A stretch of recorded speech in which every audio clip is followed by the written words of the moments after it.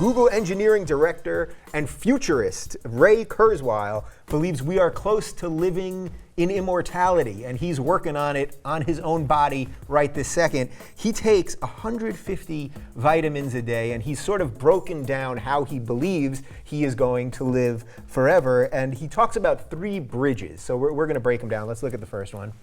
So bridge 1 is to stay as healthy as possible with diet and exercise and current medicine. Okay, that seems pretty standard. Nothing, he's not reinventing the wheel, right? Eat right, exercise. Okay, pretty good. Bridge 2 is the biotechnology revolution, where we can reprogram biology away from disease. Max, I know this is your department, so can you break down Bridge 2 for us a little bit? Yeah, Bridge 2, we're sort of at the cusp now where a lot of sort of gene therapies, the price is coming down. Like you can already have your entire genome decoded. You can go to 23andme.com. So aside from just fitness and nutrition and supplementation, we'll get to a point where technology can actually, intervene and cure a lot of the ills that people are faced with, from diseases to aging itself. I think nanotechnology is involved in Bridge 3. Is that? Yeah. Yes, let's talk about Bridge 3. Bridge 3 is to go beyond biology to the nanotechnology revolution. At that point, we can have little robots called nanobots that augment your immune system. We can create an immune system that recognizes all disease, and if a new disease emerged, it could be reprogrammed to deal with new pathogens. Every time I think of nanobots, it reminds me of, did you guys ever play Metal Gear Solid on PlayStation or on Nintendo or something? It was all about nanobots. I didn't play that. Oh, you didn't play that one? That was great. Great game, all right. Ray Kurzweil played that probably He obviously did.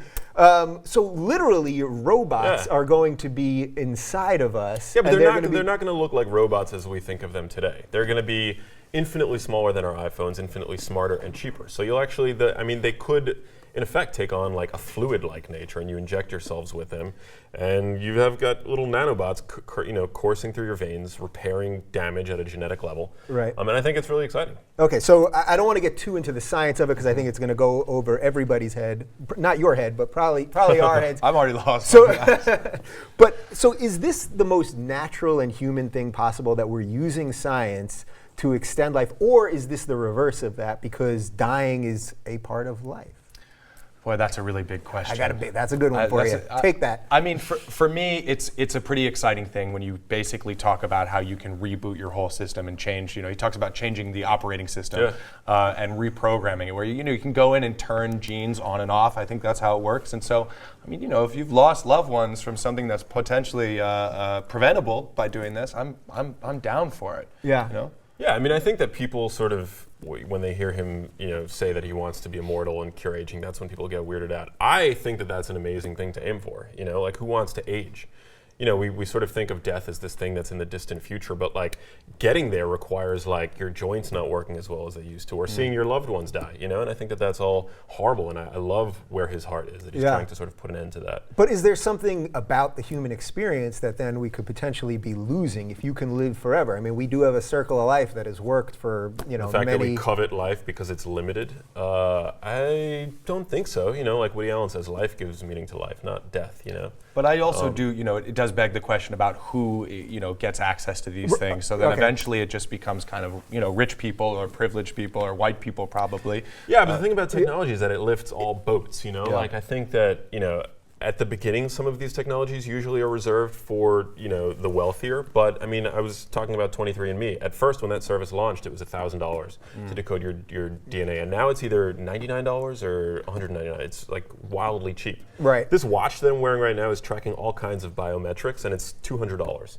It's like available. What do we need to know? What's on that really? thing? Is it tracking our biometrics or your biometrics? Mine. It's got my heart rate. It's tracking perspiration, body temperature. It's pretty cool. Yeah, and it's so cheap. Yeah. It's like crazy. So what does that tell you, though? That just sort of is a general, I'm this healthy or something? Well, it's part of what people call the quantified self movement. The more you can know about your biology, the better, so that you can reprogram it. You can look out for certain things that maybe your parents had that you don't want to catch, To me, there was when I was reading about what Kurzweil was talking about this, he said that there's, a very simple thing that we can do right away, which is almost to program our genes to process fat, to process how we get fat basically. So there's a he talks about in the very close future where you'll just be able to take a pill that basically helps you metabolize. So you can eat McDonald's and crap, but then just metabolize it differently. Well, because the way we evolved, we have this fat insulin receptor gene, which holds on to everything that we eat because there might be a fast coming up. There might be a long period where we can't find any food, but that gene today is obsolete. There's food everywhere. Right. So why wouldn't you want to like suppress that gene so that you could eat whatever you want and your old, outdated biological software doesn't want to just hold on to it? Yeah. Now, okay, so I'm a big sci-fi guy, and we've talked about this on the show many times. I'm a firm believer that the robots will come and destroy us one day, or enslave us, or some kind of Terminator-style stuff. So if we start putting these robots, even though they're not robots as we think of them, in our bodies, I mean, ultimately, I see there's a big window for a lot of bad stuff to happen. I mean, why can't they just turn on us and all that whole thing? Ray actually always uses the metaphor of fire. Fire can either burn you or cook your food. You know, it's really up to humans to dictate the course of where technology takes us as a species.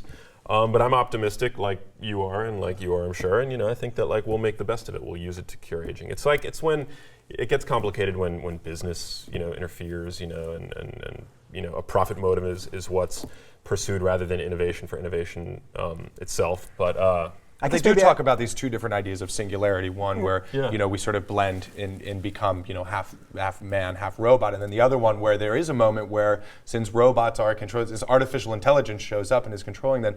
What need do they have for humans anymore on the planet if we're just sort of looking at us like we're another part of the sickness or disease? That I can't start thinking about. Right, then it's a I lot can't to sleep think at about. night. Because wouldn't we just be like some variable that can't be controlled? We would be a virus. The robots don't need us. And then that's that. Is that what that video game was about? Or a different one? It was the Terminator. Yeah, that was the Terminator mostly, but yeah.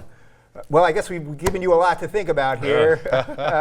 Minds are blown. Minds are totally blown. Hey guys, don't forget the Rubin Report's brought to you by Coupaw.com. They've got up to 75% off pet treats, toys, and more. And if you use code RR, you can get another 20% off. That's a lot off.